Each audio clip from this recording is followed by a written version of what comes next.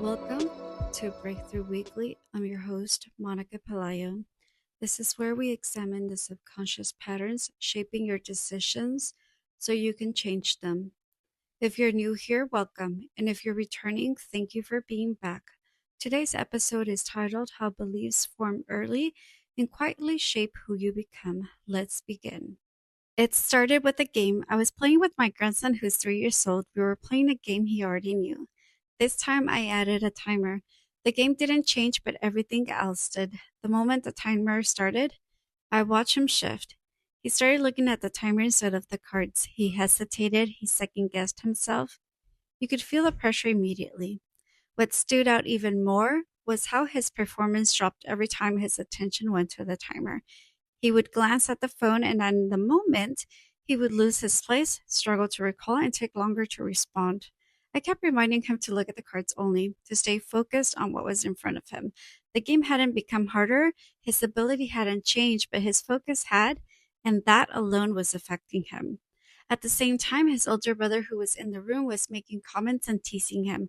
With the pressure of the timer and the distraction around him, he said something that immediately caught my attention. I can't do anything right. That wasn't just a reaction to the game. I asked him why would he say that, and his answer was simple, because my dad says. As a hypnotherapist, this is something I'm trained to pay attention to. When I hear someone say, I can't do anything right, I don't hear just a sentence, I hear how they see themselves. With adults, that belief is already there. It's something they've been living from for years. But with a child, you're witnessing it as it starts to form. And that's why it caught my attention right away, because in my work, many of the beliefs adults carry today started in moments just like this. I decided to repeat the game this time. I turned the timer face down so he couldn't see it, and he improved. He was able to recall more, respond more quickly, and engage with the cards again. But even then, I noticed something important. He would still glance over, trying to see the time on my phone, and every time he did, his performance dropped again. His attention kept shifting. Not his intelligence, not his ability, his focus. Later that evening, he told me he was hungry, so we went to the kitchen. I reheated some pasta and had the plate on the kitchen island while I finished one more thing so we could head upstairs together. When he grabbed the plate, it was a bit hot. He told me, It's too hot, I can't carry it, and almost immediately he dropped it. The food fell to the floor, and I said, Oh no, why did you drop it? He said, It was too hot. I can't do anything right. The plate was too hot. Anyone would have dropped it. But that's not how he experienced it. His mind didn't register it as a physical limitation, it registered as a personal failure. And because he already had exposure to the idea that he doesn't do things right, his mind used that as the explanation. Not the plate was hot, but this confirms something about me. In that moment, I stayed calm. I didn't get upset, especially after hearing him say that again. I told him, Yeah, the plate was really hot, and that hurts your hands. I was coming over to help you, but I didn't get to you fast enough. Don't worry, we'll warm up some more and I'll help you carry it. The first time I heard him say it earlier in the day, it caught my attention, but hearing it again later that same day changed the meaning of it. It was no longer just something said in a moment, it was something he was beginning to believe. If you slow these moments down, you can see what's really happening. In the game, the moment pressure was introduced, his focus shifted. He stopped just playing and started watching himself. And every time his attention moved to the timer, his performance dropped. Not because he didn't know the answers, but because he couldn't access them the same way. And this is something we all experience. When you feel stressed, anxious, or under pressure, your body goes into survival mode. Your system shifts into protection. Even though there's no real danger, your body responds as if there is. And in that moment, your focus moves away from thinking clearly toward reacting. That's why it becomes harder to access what you know, not because it's not there, but because your attention is somewhere else. You've likely experienced this yourself. Maybe you're in a meeting and you have to present. It's a stressful moment, especially with the pressure of being seen and evaluated. You know the material, When you're put on the spot, your mind goes blank. You struggle to recall information you already know. And then later, after the meeting is over, everything comes back to you. You think, I should have said this. Or, that's what I was trying to remember. The information was always there, but in that moment, you couldn't access it the same way. Now, layer this on top of that I can't do anything right. As pressure interferes with his ability to respond, he begins to see those moments through that lens. That's where it begins to take hold. Once a belief becomes identity, it starts shaping behavior in subtle ways. Attention shifts, confidence drops, hesitation increases, and over time, the person begins to produce results that match that belief. Not because it's true, but because their mind is operating through it. At 3 years old, he's not analyzing what happened. He hasn't developed the ability to logically separate the situation from himself. He's not thinking the plate was too hot. He feels it and then he makes it mean something. So a moment becomes more than just a moment, it becomes a message. And once that idea is there, something subtle begins to happen. His focus starts to change. He begins to notice more moments that feel the same. The mistake, the moment he struggles, the time something doesn't go right, not because that's all that exists, but because that's what stands out now. The more it repeats, the more familiar it becomes, and what feels familiar starts to feel true.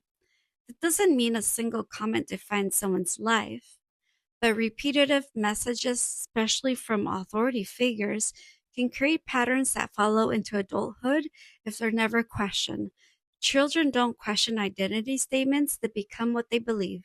In my work with clients, it's often not the big, obvious moments that come up when we're trying to understand the root of a belief.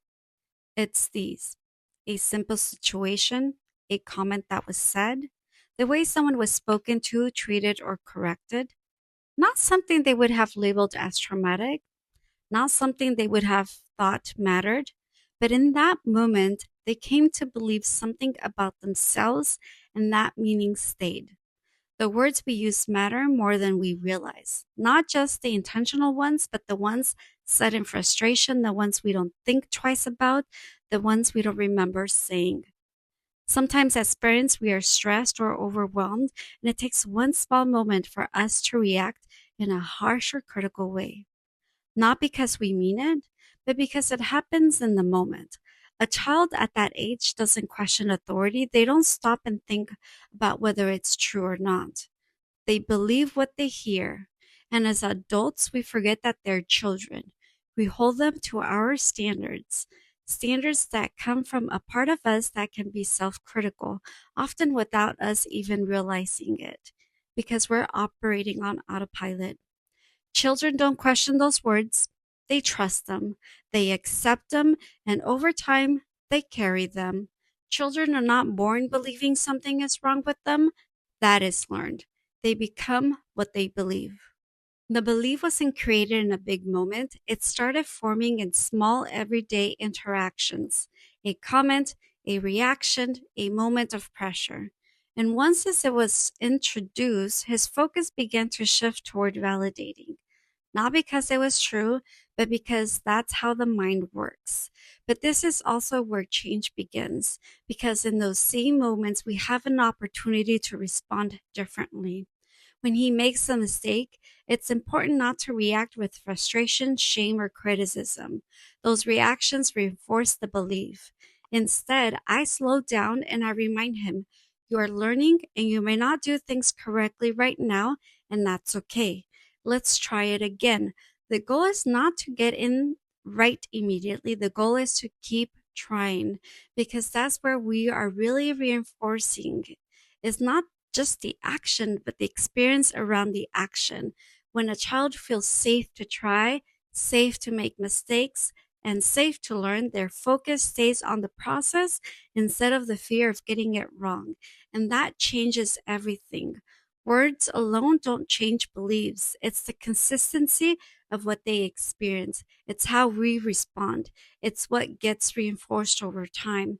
That sense of safety and support allows them to focus on learning instead of performing to avoid getting in trouble. And that's what begins to shape a different belief.